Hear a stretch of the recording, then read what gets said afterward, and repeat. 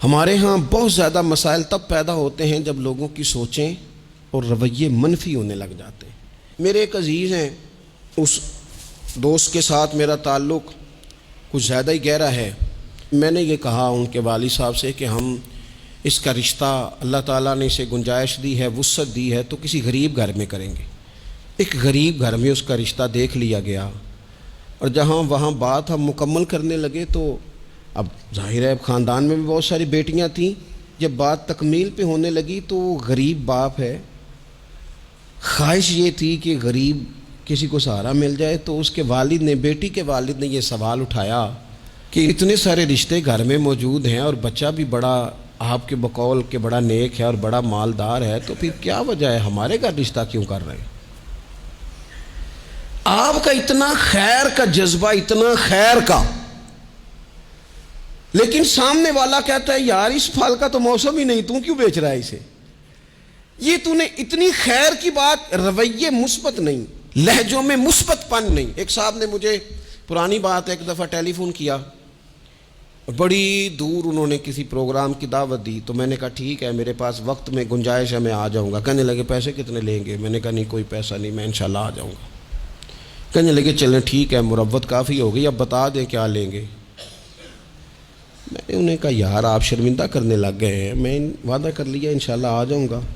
کہنے لگے اگر آپ پیسے بھی نہیں لیتے اور اتنا لمبا سفر بھی آپ نے کرنا ہے، پھر آپ کے مقاصد کیا ہیں؟ یعنی بغیر موسم کا پھل، لوگ کہتے ہیں یہ کیا بات ہو گئی جی؟ بہت سارے جھوٹوں میں آپ سچ بول رہے ہیں تو سچ اجنبی لگنے لگ جاتا ہے کہ اس نے سچ ہی بول دیا ہے۔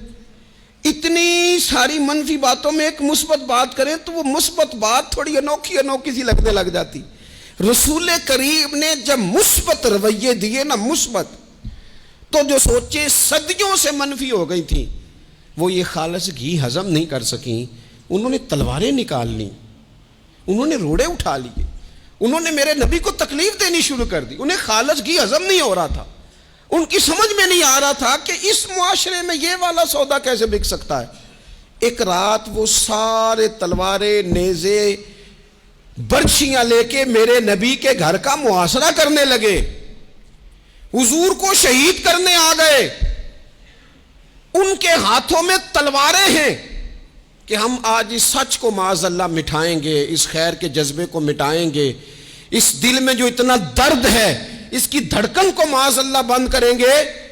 وہ سارے اتنا منفی سوچ لے کے حضور کے دروازے کا گھیراؤ کر رہے ہیں۔ قربان جاؤں اے معصوم آمنہ تیری شان پر، میرے رسول کیا فرما رہے ہیں؟ حضور فرماتے ہیں علی یہ پیسے لے لے اور لوگوں کی امانتیں واپس کر کے سویرے مدینے آ جانا۔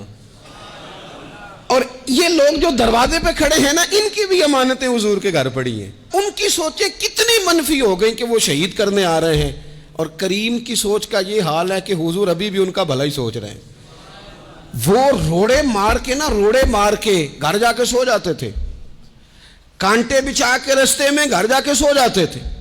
وہ نبی کریم علیہ الصلوۃ والسلام کو معاذ اللہ تکلیف دے کے اپنے گھروں میں سو جاتے تھے۔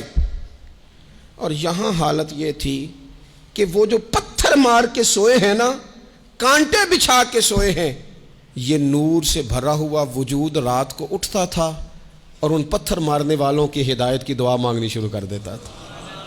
سلام اس پر، سلام اس پر کہ جس نے دشمنوں کو بھی کبائیں دیں، سلام اس پر کہ جس نے گالیاں سن کر دعائیں دیں۔ ایسا انوکھا انداز، اتنی مثبت سوچ، اتنا مثبت رویہ۔ وہ احد کے اندر آ کے نبی پاک کے دانت شہید کر گئے، 70 صحابہ کو شہید کر گئے، اور شہید کر کے بس نہیں کی۔ حضرت امیر حمزہ حضور کو پیارے تھے، چچا تھے، نبی کریم بڑا پیار کرتے تھے۔ حضرت امیر حمزہ کا ناک کاٹ دیا، آنکھیں نکال دیں، وجود سارا کاٹ دیا، حضور کی ساری داڑیاں آنسوؤں سے بھر گئی۔ اتنا پیار حضور کو چچا سے، لیکن جب کہا نا حضور دعا کر دیں یہ تباہ ہو جائیں، تو نبی کریم کہنے لگے نہیں بھائی، میں تو یہ دعا کروں گا یا اللہ انہیں ہدایت دے دے، انہیں پتہ ہی نہیں یہ کیا کر رہے ہیں، شعور نہیں نا یار، تھوڑا سا مثبت ہو جائیں زندگی میں، تھوڑا سا مثبت ہو جائیں۔ اور حضور نے پتہ کیا فرمایا ہے؟ مسلم شریف کے لفظ ہیں، حضور فرماتے ہیں اچھا سوچنا، اچھا گمان کرنا یہ عبادت ہے۔ تو کچھ نہ کر، تو بس اچھا سوچا کر، اچھا رویہ اختیار کر۔